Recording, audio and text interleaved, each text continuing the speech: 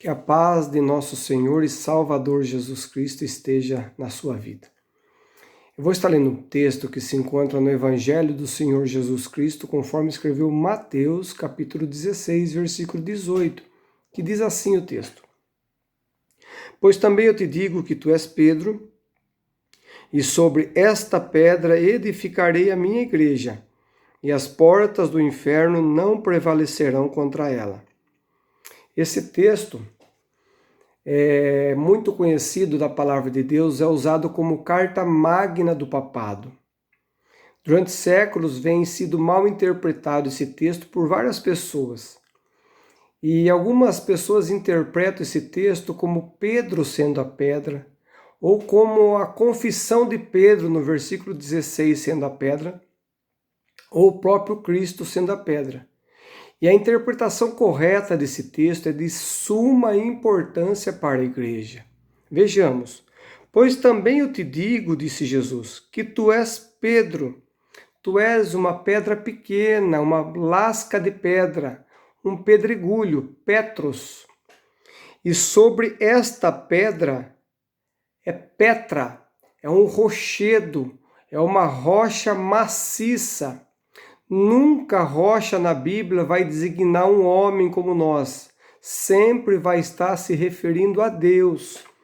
Então a Bíblia vai dizer: sobre esta pedra edificarei a minha igreja. Algumas pessoas vão dizer que esta pedra é Pedro. Porém, Pedro, ele é membro da igreja, ele não é igreja.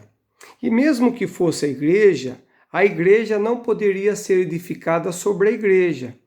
E muito menos a igreja não pode ser edificada sobre um membro da igreja, que é Pedro, assim como todos aqueles que creram no Senhor Jesus fazem parte do corpo de Cristo. É a mesma coisa que edificar uma casa sobre um tijolo. Não, a casa ela tem que ter um alicerce maciço para poder ficar bem estruturada. E assim também esse texto é bem claro. Sobre esta pedra edificarei a minha igreja. Esta pedra é Cristo. A igreja é edificada sobre Cristo. Mas talvez algumas pessoas vão dizer, mas ele é o fundamento e o edificador? Sim. Aqui é uma superposição de imagem. Em João capítulo 10, versículo 9 e 10, Jesus vai dizer que ele é o pastor das ovelhas. E ao mesmo tempo ele vai dizer que ele é a porta das ovelhas. É uma superposição de imagens. E aqui Jesus está dizendo, sobre esta pedra, dizendo a si mesmo, eu edificarei a minha igreja e as portas do inferno não prevalecerão contra ela. Se nós olharmos em Atos capítulo 4, versículo 11, Pedro citando Salmos 118, versículo 22, ele vai dizer, ele, Jesus, ele é a pedra que foi rejeitada por vós, os edificadores, a qual foi posta por cabeça de esquina.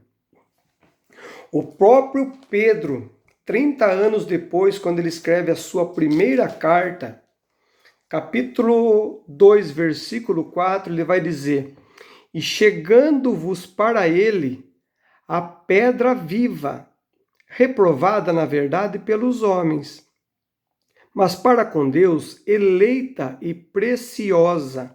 Jesus é a pedra viva, a rocha viva, a pedra maciça, que foi rejeitada, reprovada pelos homens, mas para com Deus eleita e preciosa. Jesus é a pedra de esquina, é o fundamento da igreja. O apóstolo Paulo, escrevendo a sua primeira carta aos Coríntios, no seu capítulo 3, versículo 11, ele vai dizer, porque ninguém pode pôr outro fundamento além do que já está posto, o qual é Jesus Cristo. Ninguém pode pôr outro fundamento. Ninguém tem autoridade para mudar esse fundamento. A palavra de Deus é bem clara. Ninguém pode pôr outro fundamento, porque já existe um fundamento, esta pedra. E o fundamento é Jesus Cristo. Ele é a pedra.